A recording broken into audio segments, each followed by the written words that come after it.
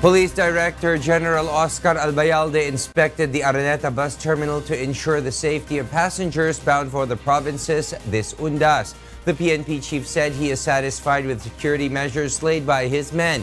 He also observed that the passengers have learned their lesson as only a few individuals were caught in possession of illegal items.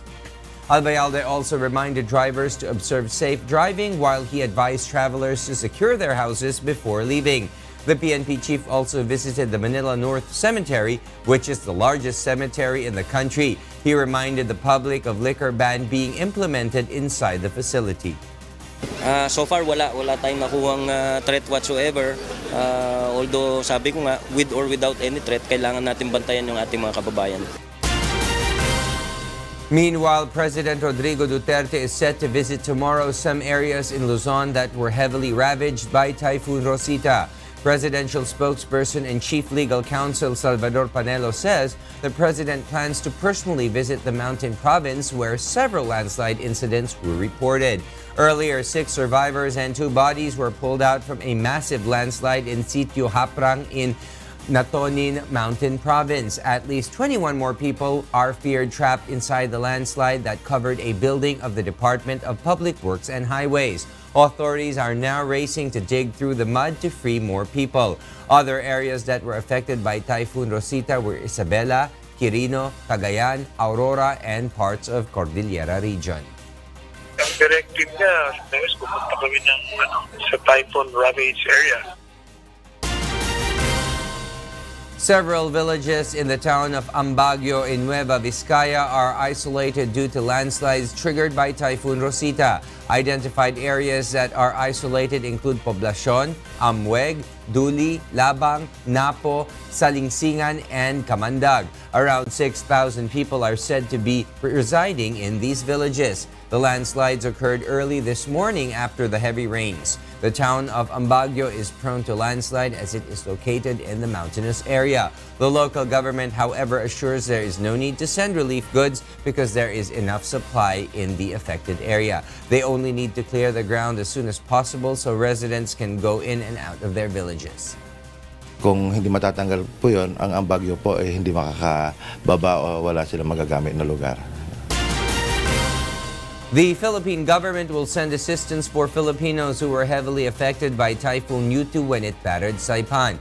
Labor Secretary Silvestre Bello III assures they will address the matter when it was brought to their attention by the UNTV News. Some overseas Filipino workers in Saipan sent photos to UNTV News showing damages brought by Typhoon Yutu on October 24 before it lashed the Philippines. They are calling for aid because the Saipan government does not provide calamity assistance to non-citizens. Their jobs were also badly affected by the typhoon, so they are appealing for help from their fellow Filipinos. Marami pong mga Pilipino na nangangailangan ng ating assistance, lalo na sa ating gobyerno sa Pilipinas. Marami pong mga walang bahay, tubig, at pagkain na ating na mga kababayan. May lalo na po yung mga nasa liblib yung kanilang mga bahay. Wala pong way para makahigip sila ng tubig. But ang ating mga kababayan dito as overseas Filipino contract workers, they are not qualified. Kaya po nakakaawa sila na wala silang matatanggap na financial assistance mula po sa US government. Metro Manila workers will soon receive 537 peso daily minimum wage once the Labor Department officially announces a 25 peso pay hike. But the Trade Union Congress of the Philippines is planning to appeal the decision as they find the increase too low compared with their original pay hike request of 344 pesos a day. And if necessary, they will file for another petition next month to seek for another pay increase, especially because of the rising inflation. Nag-offer kami ng 100, ang employers ay nag-offer ng 25. Pero nung nag-deadlock, nagbotohan, lumabas, nanalo ang 25 pesos dahil nagkuntsabahan ang employer at ang government representative sa wage board. The Labor Department, however, says it has yet to receive the Wage Board's recommendation. They will announce the final amount of wage increase by Monday. Yun ang sinasabi ko nga, wala pang formal report coming from the board. Oo, kung meron mang ganong news, baka leak yan ng mga members ng board. Pero officially, wala pang sinasubmit sa akin ng board. Meanwhile, new Customs Commissioner Ray Guerrero vows unrelenting fight against corruption as he officially assumes his post today. Although he refused to divulge his plans, Guerrero says he will enhance the intelligence gathering and strengthen trust and command responsibility in the Bureau of Customs or BOC. The new Customs Chief also clarifies there will be no militarization in the agency following President Duterte's remark to place the agency under military control and its employees to a floating status. Guerrero says civilians will still be in control of operations and the possibility of military officers entering the agency is still being discussed. Clearly, I'm a civilian and I'm the head of this agency. So it's not a militarization process. Dahil clearly, the officers of the Bureau of Customs will still be in control.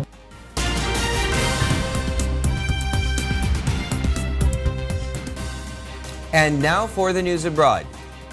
Indonesian rescue workers believe they have found the fuselage of an aircraft that plunged into the Java Sea. Kath Dumaraos tells us why. Indonesian search and rescue workers have detected a 22-meter-long object underwater in an area where a Lion Air passenger jet with 189 people on board crashed, a Navy official said on Wednesday.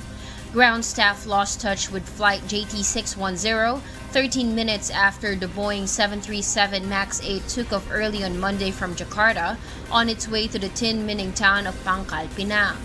Indonesia's military chief said he believed the plane had been located, and a transport safety official said divers would be sent to confirm the origin of a ping signal picked up by a search and rescue team late on Tuesday. Hari ini saya mendapatkan penjelasan dari Kabasarnas tentang titik terang. This morning, I got the information from the Search and Rescue Agency that they believe they have found part of the fuselage of JT610. Tentukan koordinatnya. Ya. Namun belum diyakinkan bahwa itu adalah bagian dari fuselage dari 610. The Rigel has been searching in an area about 5 nautical miles from the site where the aircraft lost contact. The plane's black boxes, as the cockpit voice recorder and flight data recorder are known, should help explain why the almost new jet went down minutes after takeoff. Although it is now almost certain that everyone on the plane died, relatives are desperate to find traces of their loved ones. Only body parts and debris have been found. We will accept it no matter what condition he is in. We will bring him home. Bring him home because our children have been waiting at home. Body identification and DNA testing have been carried out by the police. Police have collected DNA samples from the families of 152 passengers. The first round of identification will take 4 to 5 days. Indonesia's Ministry of Communication has held a hearing and announced an inspection of all of Boeing 737 MAX 8 airliners. Indonesia's transport minister also removed the technical director of the Lion Air airline and several of its technicians after the deadly crash. Kat Dumaraos, UNTV News and Rescue. Meanwhile, a report published by the United Nations sets out massive benefits from actions addressing air pollution in Asia. Here's why from Nina Bascon. If governments will implement 25 policies such as banning the burning of household waste and cutting industrial emissions, Asia could reap massive benefits in health, environment, agriculture, and economic growth, according to a UN report published on Tuesday. Air pollution is a health risk for 4 billion people in Asia, killing about 4 million of them annually, and efforts to tackle the problem are already on track to ensure air pollution is no worse in 2030. But huge advances could be made, the report Air Pollution in Asia and the Pacific Science-Based Solutions said. The report's 25 recommendations would cost an estimated $300 billion to $600 billion annually, a big investment but loose change compared with a projected $12 trillion economic growth increase. Helena Molin Valdez, head of Climate and Clean Air Coalition Secretariat at UN Environment, said there was increasing political openness to taking action on air pollution, and the report reflected 3 years of discussions with governments. And this report, what it does, it outlines where this pollution comes from and how, by implementing specific measures, different governments in the region could address this problem and reduce the pollution to have a billion more people breathing clean air in Asia. This is huge. The report estimates its recommendations would cut carbon dioxide emission by 20% compared to a baseline scenario, potentially decreasing global warming by 1/3 of a degree Celsius by 2050, which would also be a contribution in the fight against climate change. 1 billion people would enjoy high air quality, while the number exposed to the worst pollution would be cut by 80% to 430 million. Premature deaths would fall by 1/3. Nina Bascon, UNTV News and Rescue. A former nurse in Germany is facing more charges and jail time after admitting to killing 99 patients with lethal injections. Meanwhile, the infamous Boston gangster James Whitey Bulger has been found dead in a U.S. federal prison in West Virginia. Beverly Saison tells us why. In Germany, a German nurse admitted in court on Tuesday to being post-war Germany's deadliest serial killer, murdering 99 patients with lethal injections so that he could play the hero by trying to revive them. When Judge Sebastian Biermann asked 41-year-old Niels Hugel if the charges against him were valid, he responded in the affirmative. Hugel hid his face behind a blue plastic folder as he was ushered into the courtroom in the northern city of Oldenburg by police and his attorney. He had already been sentenced to 15 years in jail in 2015 after he was found guilty of killing 2 patients with lethal injections. In January, prosecutors brought new charges against him for killing another 97 people. His admission will not end the trial, at which families of the victims hope to uncover more information about the crimes.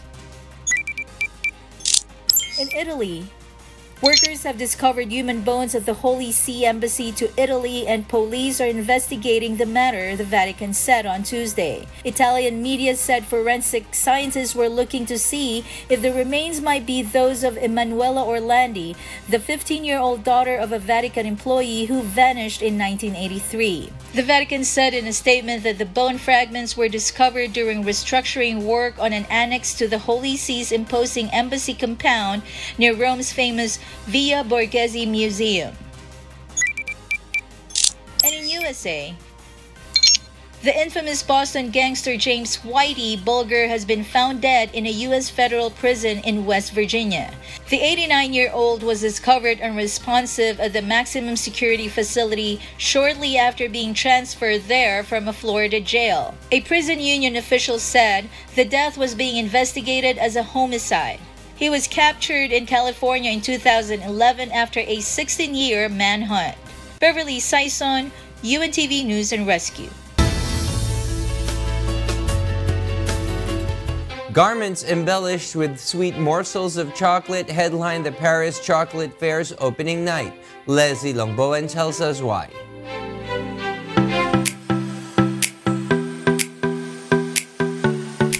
The ensembles made with dark and white chocolate, jointly made by designers and chocolatiers, took the catwalk when the Paris Chocolate Fair opened on Tuesday.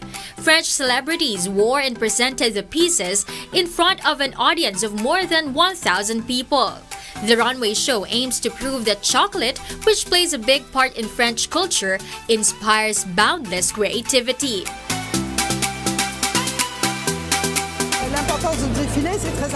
The runway show is very important to show that chocolatiers are artists, as well as pastry chefs, and for them to jointly create dresses with fashion designers. The show marks the opening of the 24th edition of the Chocolate Fair, one of the world's biggest chocolate expos. More than 500 chocolatiers will showcase their masterpieces during the 5-day event, which lasts until Sunday, November 4. Leslie Longboan, UNTV News and Rescue. And those are the reasons behind the news, October 31st, 2018. On behalf of Angelo, Castro III, I am William Thio. Because we need to know, we will always ask why. Good evening.